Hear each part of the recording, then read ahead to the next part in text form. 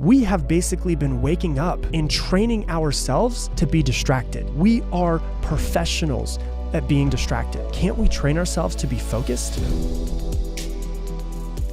Today, we're going to be talking about how to be more focused. And I'm going to teach you 7 steps to staying more focused with everything that you do throughout the day. Because as we know, focus is going to dictate how much you're going to get done throughout the day. And we live in a world that is really hard to stay focused in. Why? Because everything is literally at our fingertips right now. And we can get people that can message us. We get people that can come through. They can send us a text message. They can send us an email. They can come to our door. They can make a phone call. I mean, literally, we can be so distracted. And so you have to realize that distraction is basically something that we've created. Focus is a skill that you need to work on. And before I give you the actual keys to being more focused, what I'm going to tell you is this. Think of it this way. If you have, decided that you want to be a professional basketball player, and you wake up every single morning and you work for 16 hours a day. You sleep for eight hours, you work for 16 hours, really hard every single day at being a basketball player. In 6 months, even if you've never picked up a basketball when you start, in 6 months, if you work for 16 hours a day, you're going to be a really good basketball player within 6 months. You're not going to be LeBron James, but you're going to be good because in 6 months, every single day you put 16 hours of work in, you're going to be great, aren't you? And this goes with anything. But you have to realize we have basically been waking up and training ourselves to be distracted. We wake up, we go to our phone, we're distracted, we have emails, we have Instagram, we have Facebook, we have phone calls, we have text messages. We literally wake up and get distracted, and we stay distracted the entire day. We are professionals at being distracted. We've trained ourselves to be distracted. That's what's crazy about it. But if that's the case, can't we train ourselves to be focused? We can untrain ourselves and we can train ourselves to be focused. We can wake up and actually have the intention of being focused every single day and work at that every single day as well. And that's what I'm going to help you with, is how to make sure that you stay focused with everything that you do through these 7 tips. Tip number 1 is super simple, but I'm going to give you a little extra tip on top of it to make it even better. Wake up in the morning and spend 5 minutes making a to-do list. The way I like to do my to-do list is I like to just sit in silence. Sometimes I close my eyes as if I'm meditating, and I just sit there and I just think and allow the things to come into my head. And I'm like, oh my gosh, I've got to call her today. Oh my gosh, I've got to get that project done. I've got to record that video. I've got to get the podcast done. Every single little teeny tiny thing I write down. There is nothing that pops in my head that I don't write down. Laundry could pop up. I have to write it down. And I make this massive to-do list knowing that I'm probably not going to get all of it done. And in fact, I don't know if I've ever in my entire life, 34 years, completed a to-do list, but that's okay. Because it doesn't matter about what you get, like how many things you get done. What matters is the importance of things you get done. And so I know a lot of people that will create a to-do list, and hey, I know some of you guys listening have done this before. You create a to-do list, and then you go and do something that's not on the to-do list, and you come back to the to-do list, and you write it down and you cross it off, just so you have that feeling of, hey, I just did something, right? Yeah, we've all done it before. Here's the key. If it's not on the to-do list, it's probably not the most important thing. And so what I would say is make your to-do list, and then here's the key. Ready? You take your to-do list and you circle your 3 most important things for that day. And what you do is you figure out what is number 1, you figure out what is number 2, and you figure out what is number 3 as far as what are the most important. And what you do is you take a little 3x5 card, a cue card, and you write down number 1, number 2, and number 3. And what do? You take that and put it in your back pocket so that you have it with you all day long. Therefore, you don't have to go find your to-do list. You don't have to look at your phone for your to-do list, because we've all done it before. You pick up your phone to do something. 30 minutes later, you're on Instagram. You realize you've been scrolling through stuff and you're like, what the hell have I been doing? I don't even remember what I picked up my phone for in the first place. It was for the to-do list, right? And so what you do is you go old school. You find out the to-do list, find out what's number 1, 2, and 3. And then on a cue card, you write down number 1, number 2, and number 3. And you put it in your back pocket so you have it with you at all times. So that's tip number 1, to-do list and a cue card. Tip number 2 deals with that. And what it is to eat the frog first. There's a book that was by Brian Tracy called Eat That Frog. And what it means is eat the frog first thing in the morning, because nobody wants to eat a frog. And so usually what that means is that the thing that you need to do the most, the thing that is of the highest importance to you today, was probably also the highest importance to you yesterday and the day before and the day before, but you've been resisting, you've been putting it off. And so what you do is you have the mindset of, I'm going to eat that frog first thing in the morning. I'm going to get it done right away. And what you do is you conquer the number one thing on your to-do list first. Why do you do that? Well, psychologically, when you have that thing out of the way, it makes sure the rest of your day so much easier. Also, it's a win first thing in the morning. And when you have a win first thing in the morning, the rest of the day is so much easier. You're so much more productive. You have the I'm going to get it done attitude, and it's a win. Because imagine if you just got the most important thing done every single day, and that was the only thing that you did all day long. A year from now, you're going to be much further ahead than you normally are. And the reason why is because you're not putting off the most important things. You're just getting it done. You're just executing. And you've developed the psychological mindset of I'm just going to get it done because it's got to be done. So that's what number 2 is to make sure that you eat the frog first thing in the morning. As soon as you start working, as soon as you get done showering, as soon as you're going straight into it, as soon as you show up to work, whatever it is, eat the frog, get it done. Psychologically, it'll make your day so much easier. You'll feel so much more accomplished. You'll feel so much more productive, and then you'll be happier with the results at the end of the day. So that's number 2. Number 3 is to set your intention for the day. If you listen back to a couple episodes ago, I talked about setting an intention every single day. I like to call this like your daily mission. What is my mission for today? It could be a goal that you want and you want to hit that goal. That's your main mission for the day. It could be that you want to stay away from your phone completely. And so maybe what you do is you put your phone inside the closet and you leave it there all day long so that you can just get stuff done. So maybe your intention is just be away from your phone so you can be productive. Maybe it could be you just want to be happier today. And so I'm going to try to bring happiness into everything that I do. I'm going to try to do things that make me happier. I'm going to try to find the positive in everything that I do, which will make me feel better and make me feel happier. It could be, maybe I want to be 100% present with my children today. Maybe it's a Saturday. You've got the kids' school. You got to finish up a couple projects and then you got to go to soccer with them. And you're like, you know what? I just want to be fully present for my children today. That could be an intention. So what's your daily mission? Maybe it's that you've got a project that you got to complete. And it's like, today, it is just this project. And I'm dedicating my entire day to this. And the reason why it's really good to have an intention for the day is because it makes it really easy to say yes and to say no to things. One of the problems that a lot of people have is saying no to things that they don't need to say yes to, right? So they say yes to things, but they don't really need to say yes to it. And now they've got extra on their plate because they don't want to let somebody down, or they don't want to seem like they can't do it, or they don't want to make themselves feel like they're not good enough. Whatever it is, it's different for everybody.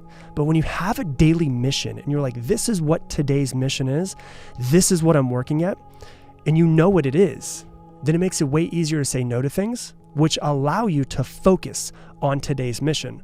So, for instance, let's say that today's mission is that you've got to complete this project for work or for school. The project has to be complete. And then somebody comes in and says, hey, do you want to go to lunch? I'd love to. Can we do it tomorrow? Because I have to get this project done. It's my mission for the day. Let's say, like I said, that your goal is to make sure that you are as present as possible with your children today. And that's what you need to focus on. You've got soccer, then you've got softball after for your daughter, and you've got to do these things. And then something pops up and you say, you know what, maybe tomorrow, because today is my children's day. Today I want to be the best father or the best mother that I can be. So how about tomorrow we can work on XYZ? Do you see how that makes it easier? Makes it easier to say yes, because then if it does line up with it, you can say yes. And then it makes it easier to say no. And you don't have to feel like you're ever letting people down. All you have to do is just say, hey, what about tomorrow? Because today I have to get this done. Today, my focus is this. Today, my mission is this. And people tend to understand when they see how focused you are on something. So that's number 3, is to set your intention, set your daily mission. Hey, if you're enjoying this video, do me a favor and hit that like button down below. It helps with the YouTube algorithm so that more people can see this message, because it helps us get it out organically. So hit that like button and I appreciate you. Number 4 is something you may have never thought of before, is to make less decisions. Make less decisions. When people think of Jeff Bezos, the richest man in the world, the guy who owns Amazon, he also owns Whole Foods, right? He's the richest man in the world. And people think, man, I can't even imagine how much he has to do on a daily basis, being worth, I don't even know how much money he is, like almost $200 billion, whatever it is. I read an article that says that he tries to make no more than 3 decisions during the day. That's it. 3 decisions. And the reason why is because decision making actually takes up so much energy of the brain. And if you're trying to make decisions and putting so much energy into decision making, and you have fires coming at you, and maybe you've been in reactive mode for so long, you got to make decisions on this, that's requiring your brain to think harder, which is using more energy, which means that you're not showing up 100% later on in the day. And so how can you make less decisions throughout the day? How can you set up your life to make less decisions? Something to think about. It's different for everybody. Some people might have an assistant and it's easier to make less decisions. Some people, you might be a teacher at a school and it's harder for you. But there is a way for every single person listening to this to make less decisions. So the question I have for you is, how can you make less decisions and spend more time executing instead of thinking? That's one way to be really highly focused, because decisions take energy. That's number 4. Number 5, turn off your freaking notifications, please. It's so simple, but for some reason people are addicted to their notifications. They're addicted to when someone likes something of theirs on Instagram, they get a notification. When their favorite YouTuber puts up a video, they get a notification. When, they have a text message from a friend, they get a notification. When they get a phone call, whatever it is. I always say, and I'm not perfect with this, but here's my recommendation. The only way that you're going to get any sort of I'm going to get any notification that you're trying to get in touch with me on my phone is if you call me. That's it. If you send me a text message, my phone doesn't light up. If you send me an Instagram message, my phone doesn't light up. If you like my Instagram post, my phone doesn't light up. If you share my stuff on Facebook, my phone doesn't light up. The only time, if you send me an email, my phone doesn't light up. The only time where my phone lights up is when a phone call is coming through. And everybody that knows me knows this. And I set clear boundaries of, if it's an emergency or you need to get a hold of me, just freaking call me. Don't text me. But if it's something that's not important, send me a text message. I'll see it when I pick up my phone next. So how can you get rid of all notifications? What about notifications on your computer? Oh my God, I don't have any notifications, literally 0 notifications, on my computer. 0 notifications. How could you try to set up your life that way? Just have 0 notifications. Imagine how much more focused you could be if you didn't have notifications ruining your life, right? So just remove all of them that you possibly can. Number 6 is to listen to binaural beats with headphones. Couple things that are really important here. Number 1, when a person's wearing headphones, people are less likely to walk up to them and interrupt them. So if you're trying to stay focused, pretty good idea, huh? Why don't we just put on our headphones and make sure that people don't walk up to us? So that's the first thing. The second thing is, when you have headphones on, you usually don't overhear conversations. You don't hear things in other places. And so you can stay focused because there is nothing coming in auditorily into your head except for that. And that actually goes to another point of it as well. The reason why I listen to binaural beats is because it's usually just a sound, or just like a humming, drowning out, like very calm, cool noise. All I do is I just go onto YouTube and I just put in focused binaural beats. That's it. And that's what I listen to. And what happens is there's no words to it. So therefore, it doesn't, if I'm in a train of thought and then somebody starts singing and I start singing with it, it's getting me off of my train of thought.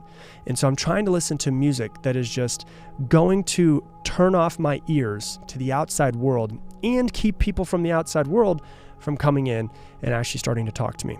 So put in binaural beats, whatever it is you can do, or put in piano music, whatever it is that makes you feel good, whether it's chill music, whether it's upbeat music, whether it's EDM that has literally no singing in it, no talking in it, whatever it is, completely up to you. But just put your headphones on. I prefer binaural beats, just works better for me, and drown out the world. Go directly into whatever it is that you're working on and get it done. So that's another way to stay focused. And then step number 7 for staying focused, this is a little bit counterintuitive what most people might think, is to work out for 15 minutes. Here's the reason why. Let's say that I'm sitting here, I'm not very productive. Today's been a slow day. I'm feeling, kind of groggy. I'm not 100% into it. I'm not fired up today. What they actually found, researchers found that people who worked out for 15 minutes before completing a task actually completed the task significantly faster than those who didn't. And the reason why is because their brain and body now have the chemicals of moving, of getting stuff done right now after the workout. It could be 15 minutes of yoga. It could be you go for a run. It could be jumping jacks. It could be push-ups. It's whatever gets that heart rate of yours up so that you're starting to, if you heard me in another podcast episode, starting to feel like you're moving forward, like your body is more leaning forward versus leaning backwards. Leaning forwards, getting stuff done. And so if you feel, oh God, today's just a slow day. I'm not into it. My brain doesn't feel into it. I'm just not fired up. Get your body moving. 15 minutes and you will see that you will get things done significantly faster if you do that. Because it's really hard to go from not getting anything done to getting things done. But if you're not getting anything done and you're like, I'm going to get my heart rate up, I'm going to push myself, I'm going to start going, it's a lot easier to start getting stuff done at that point. So 15-minute workout, get your blood pumping, get the chemicals running through your body, get that adrenaline going, and then start completing some tasks, start getting some things done. Hey, thanks so much for watching this video. If you want to learn even more about mastering your mind, click right here and watch this video as well. You've got to completely eliminate one thing and one thing only, and it's going to change your life.